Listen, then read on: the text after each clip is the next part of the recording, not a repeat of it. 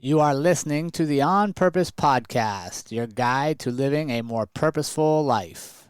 Welcome, everybody, to this week's show. I'm excited to have you here as always and humbled to be able to serve you and continue to show up week after week and deliver content that hopefully makes you think, makes you feel, and sometimes makes you question. I want to thank all of our Patreons out there for your financial contributions to continue to make the show grow. And I appreciate those of you that are newly signed up. Either you're getting tired of hearing me announce this at the beginning of the shows, or you're really finding value in it, or maybe even both. But I thank you for your contributions. And my goal with this show is to be one of the most impactful podcasts in the world. I'm not necessarily focused on being the biggest. I don't even know what that would mean, but I definitely want to be a segment, a show, a place where people go to become better. So I thank you for allowing that to happen. If you're interested in the Patreon membership options, please visit patreon.com/the On Purpose Podcast. All right, this week I want to talk about something that's been on my mind for a while.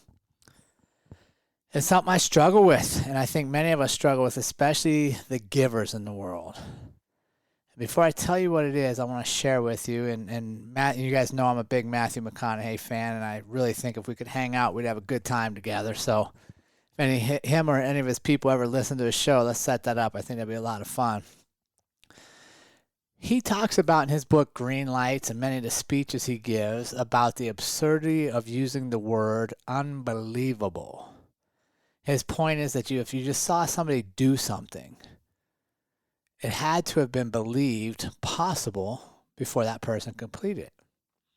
He talks about how we could say it was incredible, amazing, but most certainly not unbelievable. To say something is unbelievable is taking credit away from the person who just accomplished it. So he talks about giving credit where credit is due. And while I love that, and I wholeheartedly agree, unbelievable isn't a word I should be using much, I have another word that causes me angst, concern. It makes me squint my eyes in bewilderment when I hear people talk about it and tell others about it. In my world, this word is selfless. When I hear people say you need to be selfless, we need you to be selfless for the team. We need you to be selfless for the job. You need to be selfless in your marriage or your family. I stop and I always think, okay, let me break this down for you. You want me to be less of myself. You want me to put others first, be a team player, organization over individual. I get that, right? There's that quote out there, there's no I in team. But there's definitely an I in winning. So I ponder, if you're saying this, do you really want me to be less of myself? How could I be all the things you want me to be for you, or that you need me to be for you in the world, if I'm less me? How are my gifts, talents, abilities that are unique to me and unique in the world for me, how could they serve others if I was never focused on being me? You see, I love serving others, and I've served others in many capacities throughout my life, and I get great joy in being able to help others succeed and being able to help others believe in themselves and find success for themselves. But I can't do that if I don't first take care of me. There's been times in my life where I've said yes to too many things. Working overtime to make more money, sure, I'll do it. You need me to cover a class and miss out on a family activity because nobody else will be there, sure, I'll do it. Coming to visit, you got chores that need to be done, sure, I'll do it. Right? All these times that I was saying yes and being, quote, selfless, put my needs and my family's needs on the back burner. Somebody else's needs got to come first. Created resentment for me. It created unhealthy boundaries where people just continued to ask and ask and ask. Not only was I not being my best self for them, I was being a worse self to the people in my inner circle or to me. all because I had unhealthy boundaries and I would not say no. You see, I know, and Andrea can tell you this, that if I don't work out, if I don't sweat, if I don't get some heavy breathing or a physical challenge in a day, I'm not nearly as happy. I need the endorphins of the workout. I need that adrenaline that comes with challenging yourself and pushing your body. I need to feel like I look good as I get older. So every time I say yes to someone else's need, that means I skip my workout. I'm not being my best simply because I'm trying to be selfless. I'm doing something for somebody else instead of doing something for myself. I know I'm at my most happiness and patient when I'm creating, whether it's creating podcasts, writing my blogs, working on books. I know that the outlet that I feel when I write and I think and I get creative brings me joy, and it allows me to be more patient with the people I'm around. Yet if I never do that until it's convenient, or I have time to write today and I block it out and then somebody calls and they need something right away and I put my stuff off to do their stuff, who am I hurting? I'm hurting myself. I'm hurting those that are depending on me. You see, to be my best and for you to be your best for others, you got to first be your best for yourself. In order to give more to others, I must first give more to myself. With Kate's episode, Kate Kimball, maybe a month ago now, we talked about selfless and selfish, and just how the words have given certain connotations in our society, and I challenge that.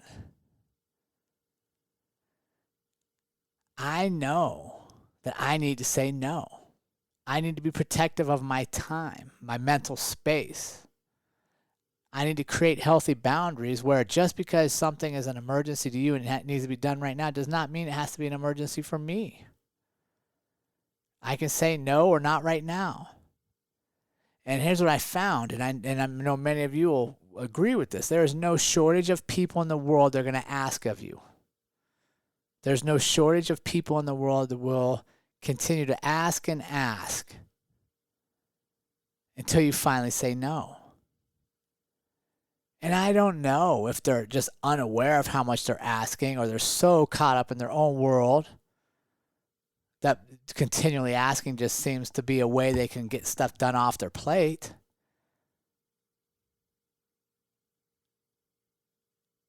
But if I don't ever put those boundaries up, when will they know to quit? So this week I want to ask you all to take inventory of your giving. And I love giving. Don't get me wrong, I love to give. But I know I can't give my best unless I take care of me. So I ask you, our audience, to take inventory of how much you're giving, your service, and see if it's coming at a cost to your own happiness, your own health, and the things that you know bring you joy. And if there's things where like, okay, I got to put some boundaries on this. I got to learn to say no here. Not right now. Let's practice saying that. Let's give it a shot. Because the people that are asking you all these things, or asking of you these things, if you say no or not right now, they should understand. And if they don't, if they can't be your friends, they can't stay close to you, they're upset with you, they're mad at you because you said no for the first time in years, then quite honestly, they shouldn't be in your circle in the first place. So let's not spend our days trying to be less of ourselves. Let's realize that by being more us, more selfish, taking time for ourselves, creating healthy boundaries for ourselves, doing the things that cause us to smile, to get happy, to see the world through gratitude lens and possibility, let's be a little more selfish and know that it's our best self that is best equipped to serve others. Have an awesome week this week. I appreciate y'all being here.